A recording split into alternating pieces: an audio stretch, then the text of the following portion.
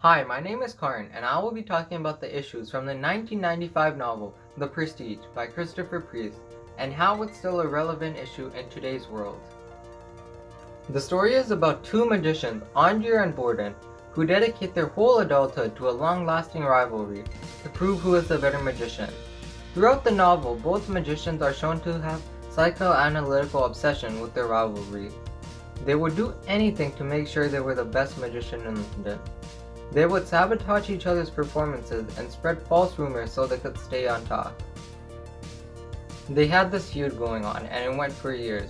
They were constantly attacking each other, usually by interfering with the other one's stage show. I knew I had betrayed myself, betrayed my prestige, my children, my father's name, and every friend I had ever known. If I were needed proof that my feud with Borden was a paling mistake, at last I had it. Nothing we had done to each other in this past could justify such decency into brutality. The rivalry between the two magicians became a huge problem as their obsession with their rivalry led to them and the closest people around them to get physically and mentally hurt. We see a great amount of rivalries in societies, mostly between public figures. This could be between celebrities, social media personalities, and businesses. But the rivalries that are most relevant and hurt us the most are between politicians. There are three main reasons why political rivalries are bad. False messages get spread, the people are the ones that suffer, and it can divide people. Examples of rivalries in which we see this happen is between conservatives and liberals, Donald Trump and Kim Jong-un, and America and Russia. One of Canada's most popular rivalries that has been going on for a couple years now has to be between the Liberals and the Conservatives.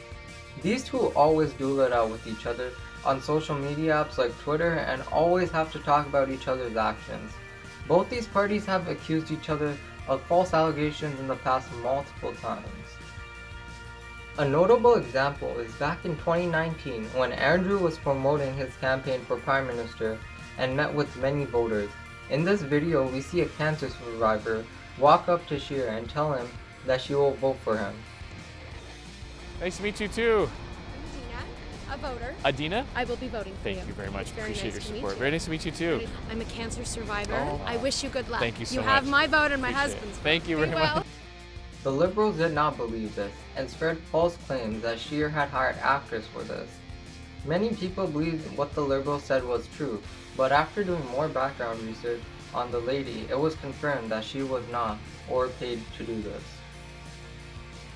An example of the Conservatives attacking the Liberals was last year, right before the elections began. Andrew Scheer had stated if the Liberals were to win the election, they would do a tax hike. He says this to gain Liberal supporters, but many Liberals denied this. Now many months has passed since the election, and we can agree that the taxes didn't go up. When politicians spread false messages about each other, it just confuses the listeners on what to believe. When big politicians give information without fact, the audience does still end up believing it. One of the most terrifying rivalries had to be between the President of the United States and the Supreme Leader of North Korea. Both these men fight without thinking about their countries. Donald Trump is not afraid of tweeting or making a public statement about Un, and Un does not care about what he says about Trump. Both these men talked about nuclear weapons like they were nothing. It scared the citizens of the US greatly as they feared that their own president was going to put them in harm. The Cold War was a time for many arguments between the US and the Soviet Union. The US was supporting freedom while the USSR were all for communism. When World War II had ended, America, British, France, and the Soviet Union all got a place of Germany.